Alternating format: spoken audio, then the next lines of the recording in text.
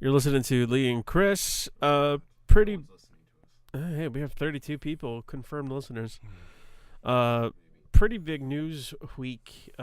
Tons of these sexual allegations are just popping up now. And now Lewis, like, who?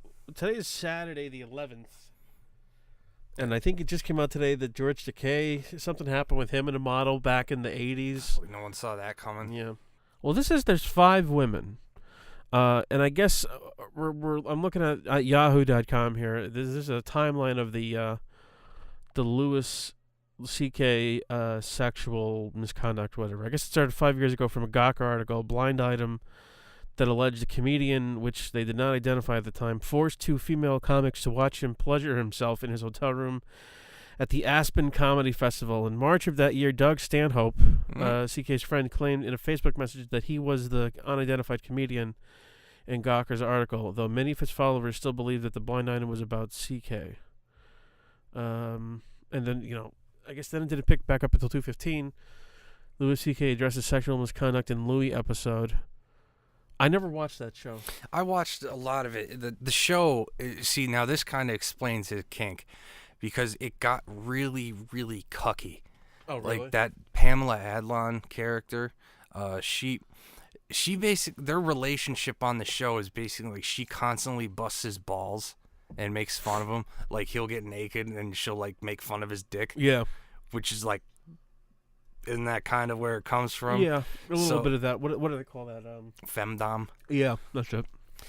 But, I mean, this happened in fucking 2005. Well, this is the start the article came out in 2012.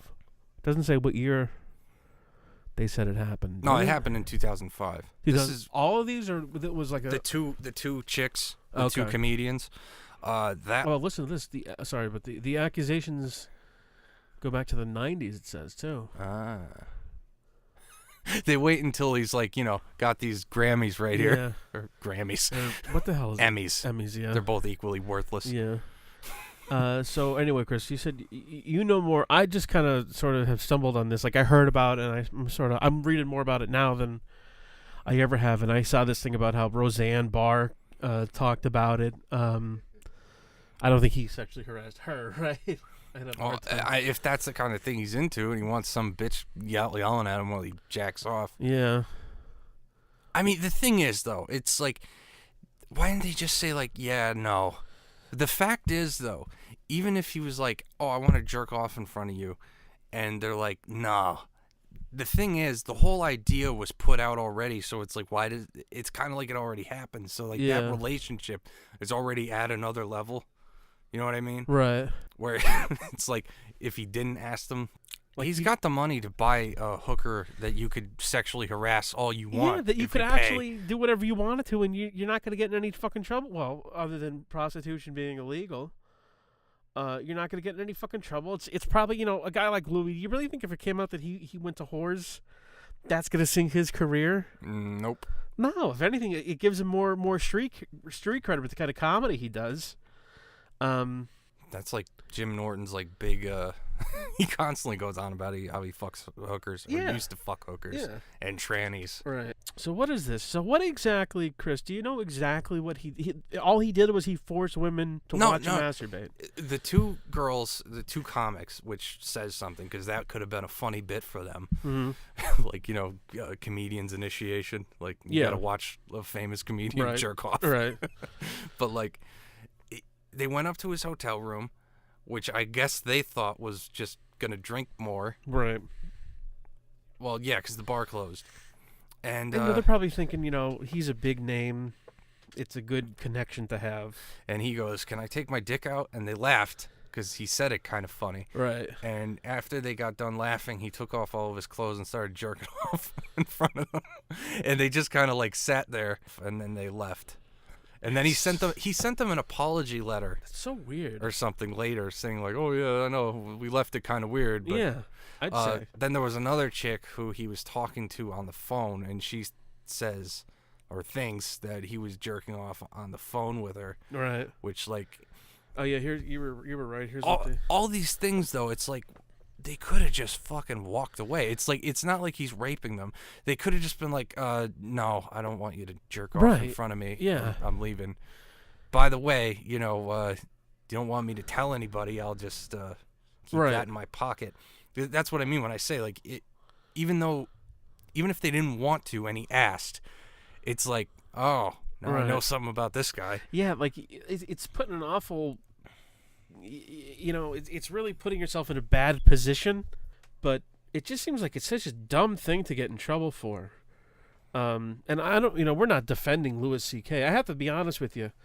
I wasn't a big fan of Louis C.K. I never really thought he was that funny. I know he was hugely popular. He was on his way to like being like Carlin level, Yeah. because he was coming I- out with oh, like I an know. hour comedy special every year. And I'm not a good judge of that because I'm just not that big of a fan of stand up in general. It's just not one of my favorite things. And I never really saw his show. I've heard him like on O&A and I always kind of thought it was sort of meh and kind of average. He never really wowed me. Not that I'm someone to be wowed. I'm just saying he was never a guy I really got into that much. Like I like Jim Norton. Interesting how his success, like all these people with all this success, they always have some kind of easily blackmailable kink. Oh yeah. You notice this? I think it's that whole creative thing. I think a lot of these people have real problems, but Well, that's not what I mean. It's kind of like, okay, well, if I'm gonna give someone a show, oh, I see what you're saying. Yeah. if I know he likes certain things and I get it on him, Right. because like it is kind of weird when shit like this, all this stuff happened years ago. Yeah. It is. Same with Harvey Weinstein. Everybody fucking knew, and now it's coming out. Yeah, it is strange. The all of a sudden, and I guess it makes sense. The avalanche of all these accusations and all these people now getting in trouble. It is weird how what was his name? The Weinstein thing really started this snowball rolling. See, I was thinking about this a while ago. If the feminists really wanted to like seize power, all they had to do was in unison just accuse every single person of sexual harassment. You see how it the destroys tit offensive. Yeah, the tit offensive. You see how it destroys your career almost overnight. Harvey Weinstein was replaced with a woman. Yeah. They've been gaining power. Yeah. That's the other part. And well, you see what happens. I mean, movies have been shit Yeah. for the past couple of years. Video games have begun to become complete Yep. shit. They've really made their mark in video games. TV unfortunately. shows have started to become shit. And look who's getting more and more power and sway over what gets put out. Yeah. The tit offensive. The tit offensive. I like it. It is strange though. I mean, and now in today's day and age, accusations are as good as convictions. Oh, yeah, that's the other thing. I mean, I could start talking about fucking Donna Brazil now. Yeah. Like, it came from her book. It wasn't like testimony to a grand jury. Right. It was just shit from her book. Right. I mean, I don't know. And the other thing, it's like there's that Roy Moore in Alabama now, who's running for the Jeff Sessions seat. But I mean, like it's that one. I have to be honest with you. That one makes me so suspicious because if they lose that seat, it reshapes the entire Congress, and all of a sudden, the guy's been in politics for 40 some years. All of a sudden, the Washington Post goes to Alabama, and they find this bombshell about this guy. I have to call bullshit on that one. That one I don't believe. These things about Louis C.K. You have to, you believe him now. He admitted to it. Oh no, I believe that thing with that guy. Oh, you think he really did that? Oh yeah. See, I don't. Because that's why it's coming out. It was, you keep it in your pocket. Everybody has leverage against them. Yeah, but the guy's been in politics for 40 years. He ran multiple campaigns in that state. Was he playing by the rules then? Well, it actually, and then all of a sudden, it's like now this is like a big deal. Well, now it is. It's a bigger deal now than it's ever been before, because I think if they lose the Sessions seat, do they lose the majority in Congress? It's really close. Yeah, it brings it down to the line there. Yeah, it's a, and the other thing is like if the Democrats could take a congressional seat in Alabama, they could take one anywhere. I mean, it doesn't get more of a red state than Alabama, so it is. All of a sudden now, this one little congressional seat is a huge deal. Yeah. As to how the country moves forward, legislatively. But does this come out before? Well, go ahead. Does this come out before or after the Virginia and New Jersey election? I think after. After. I think. Yeah. Yeah, the tranny. Yeah. You got that, even though there are blue states, that little chance Republican will win anyway. Right. Governor. And then this comes out for him. Could be to gain momentum. I guess, I understand what you're saying, If you had that card, it's a perfect way to control people. perfect way to play the card too. For their this time. Yeah. And because now it's it's bigger stakes than some state election. Mm-hmm. Now this congressional seat, like I said, it's a big fucking deal now. And now would be the time that if you were going to destroy someone's character, to get them out of the picture, now would be the time that you would do it. But that's also the reason why I'm skeptical, because it's like a 40-year-old allegation made now all of a sudden, and I'm sorry, you have to look at the source. I mean, it's the Washington Post. The Washington Post is openly hostile to the Trump administration and to all things conservatism, right or wrong, and they're owned by Jeff Bezos, one of the richest guys in the world, who's a gigantic, left-wing activist. You have to take that into account, I think, nowadays. And it just makes me, your spidey sense starts to go off when all of a sudden they have this bombshell on this guy. And it just seems to be so fashionable now. Like this is the thing to do. It's like, this is like, because I bet you some of the things against Weinstein are bullshit. Oh, yeah. I bet you some of them are true. I'm sure he's done terrible things. I don't know. Some of these, obviously, just because you're a promiscuous woman, it's so stupid to even say it, but that doesn't mean that you deserve to be sexually harassed, or it doesn't mean you're asking for it. But if you're going to get sexually harassed, I think it increases your chances. it would be nice to get sexually harassed by like a David Rockefeller. Yeah. Or Harvey Weinstein, if that's what you're shooting for, you're trying to be a movie star. Yeah. That's a connection to have, and I don't know. I just don't. It is strange though how this avalanche of accusations with so many people now.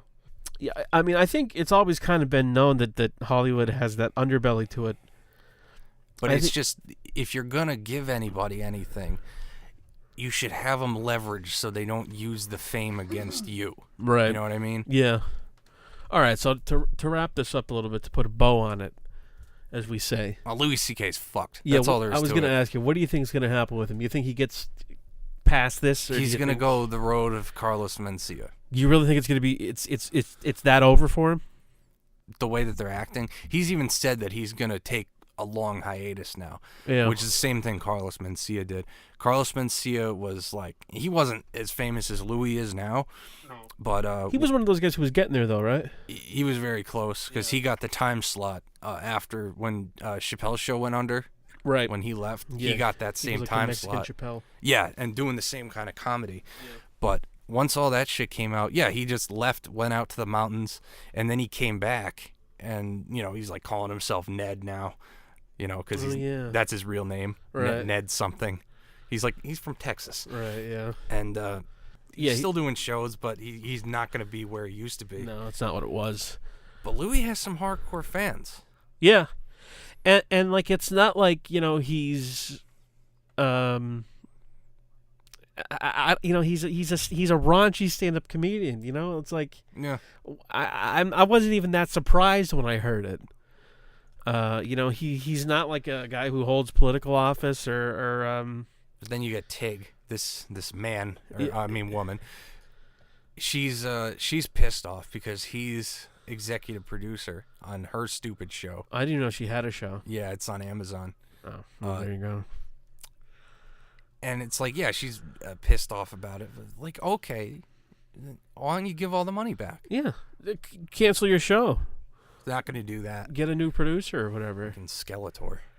Yeah, dude, she is fucking ugly as shit. Tig Notaro. I guarantee you she's probably not that funny either. Nope. Is that the same Tig from Sons of Anarchy? No, I don't think so. Looks similar. No, that's not Kim Coates. So you really think it's over at least for a while for Louis? Now? His show is done. Every project that he has. They canceled some movie premiere too. Yeah, that movie that came out. Yeah. Or something. I don't know. You could see it in his comedy though. It Yeah, was like all kind of like weird, cucky kind of comedy where it's like he kind of likes with women that are like disgusted with him Yeah. and stuff. So Louis in a lot of trouble. Yeah, he's fucked, but I don't know. He'll come back. Yeah. And no one will care. Yeah, a guy like him, like I said, he's a comedian, and he does a raunchy act. He'll come back in a couple of years and it'll probably be a water under the bridge, I think. That's the life cycle of comedians too. Yeah. They get like one big pop of fame, Yeah. and then they just kind of fizzle out.